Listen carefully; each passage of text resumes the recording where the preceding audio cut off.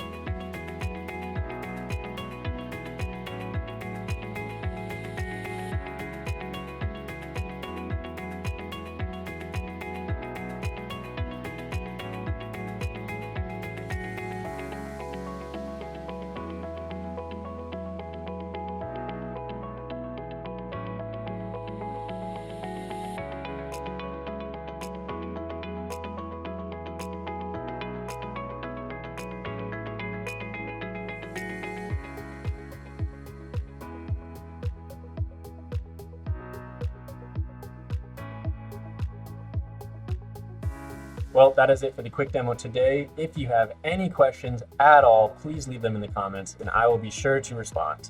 If you're interested in scanning your van build, visit us at onpointscans.com for a personalized quote. And finally, if you found this video intriguing, helpful, inspirational, maybe all of the above, feel free to drop us a thumbs up. It really helps when we determine what content to produce and helps that content make its way to you. Thanks again, and catch y'all next week.